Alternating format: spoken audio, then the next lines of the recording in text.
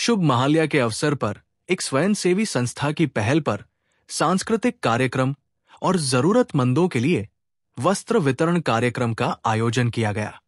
रविवार Islampur bus terminal परिसर में आयोजित इस सांस्कृतिक कार्यक्रम और जरूरतमंदों को वस्त्र वितरण कार्यक्रम में इस्लामपुर नगर पालिका के चेयरमैन कन्हैयालाल अग्रवाल, तृणमूल कांग्रेस इस्लामपुर नगर अध्यक्ष बापीपाल चौधरी और इस्लामपुर के प्रमुख समाज सेवी उपस्थित थे।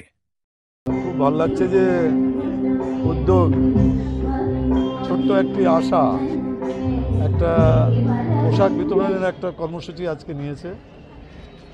যারা এই উদ্যোগে যে কর্মকর্তাগণ যারা আছেন ওনাদেরকে ইসলামপুর পৌরসভার পক্ষ থেকে অনেক অভিনন্দন জানাচ্ছি। আজকের এই যে পোশাক বিতরণ যে অনুষ্ঠানটি সেখানে উপস্থিত ছিলেন আমাদের সুশান্ত পাল আছেন, আমাদের রণজিৎ দে আছেন, আমাদের বাপীপাল চৌধুরী, শিবির বাবু, শিবির মণ্ডল, যাদব আইচ, সুদেব নন্দী, রাজেন্দ্র প্রসাদ, রঞ্জিত প্রসাদ সহ অনেকেই আমরা উপস্থিত ছিলাম। আমরা সাক্ষী হয়ে থাকছি এখানে। আজকে পোশাক বিতরণ হচ্ছে ওনাদের উদ্যোগের উদ্যোগেই। এক বছরও বলে হয়নি এই সংস্থার জন্ম নেওয়ার, বয়স 7-8 মাস। এই 7-8 মাসে অনেকগুলি সামাজিক কর্মসূচি ওনারা গ্রহণ করেছেন। আশা করছি আগামী দিনে আরও করবেন। আর আরও অনেক সামাজিক সংস্থা আছেন তারাও এইরকম সামাজিক কর্মসূচি নিয়ে থাকেন। বিশেষ করে পূজার সময় সবাই বস্ত্র বিতরণের উপরে জোরটা বেশি দেয় এবং এই যে যখনই ঠান্ডা আসবে তখন কম্বল বিতরণ হবে। আমাদের কাউন্সিলররাও বস্ত্র বিতরণ করেন। আমাদের সুশান্ত পাল যিনি নতুনভাবে তৃণমূল যুব কংগ্রেসের সভাপতির দায়িত্ব পেয়েছেন উনিও বস্ত্র বিতরণ করবেন। তো এই বস্ত্র বিতরণ করাটা খুব অভিনব উদ্যোগ, খুব ভালো উদ্যোগ এটা। যে সবাই তো আর লেস ফরচুনেট ব্রেদারেন যেটা আছে আমাদের সোসাইটি, সবাই তো সমানভাবে ব্লেসড হয়ে আসে না উপরওয়ালার কাছ থেকে।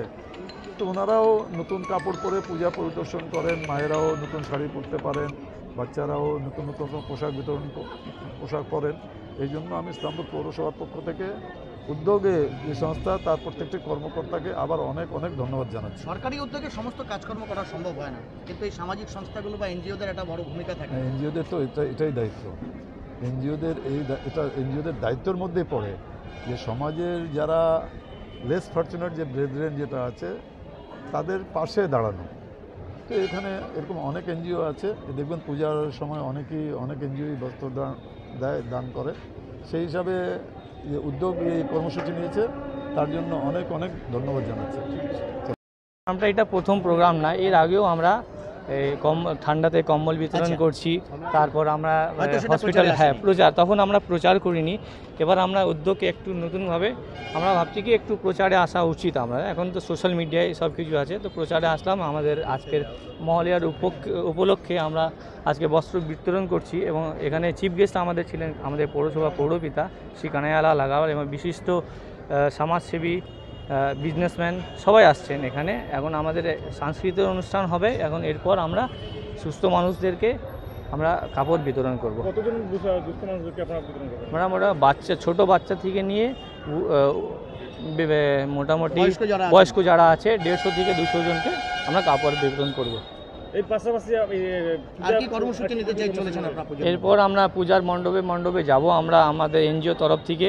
এবার আমরা ভাবনা চিন্তা করছি যদি আমরা এনজিওর তরফ থেকে কোনো যদি পুরস্কার বিতরণ করা হয় মণ্ডপদের, এটা মণ্ডপ সজ্জা, হ্যাঁ মূর্তিদের, এটা আমরা চেষ্টা করছি, এখনও আমাদের ফাইনাল হয়নি। আমরা এনজিওটার নাম কি? আমাদের এনজিওর নাম উদ্যোগ একটি ছোট আশা। এখন আমাদের সবাই এরা সদস্যরা আছি। আমাদের বেশি দিন হয়নি, 7-8 মাস হয়েছে। কতজন সদস্য আছেন আপনাদের? আমরা 15 জন আছি এখানে। আগামী দিনের মোটিভ কে?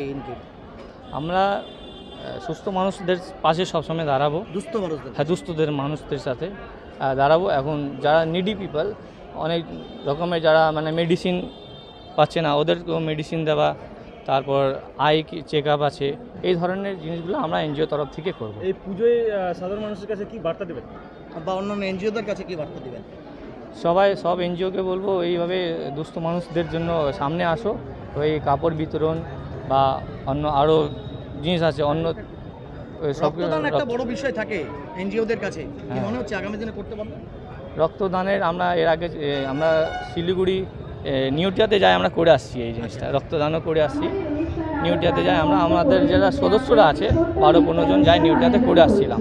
আমরা ভাবছি একটা বড় প্রোগ্রাম এভাবে করবো আমরা সবাই। কি নাম আপনার? আমার নাম শিবশঙ্কর মণ্ডল।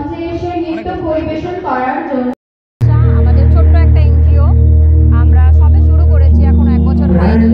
চেষ্টা করবো এটা আগামীতে আরো বড় একটা কোনো সংস্থাতে পরিণত করার। আপনাদের সহযোগিতা চাইছি আপনারা সবভাবে আমাদের সহযোগিতা করুন, আমাদের হেল্প করুন আর অসহায় মানুষদের সাথে থাকুন।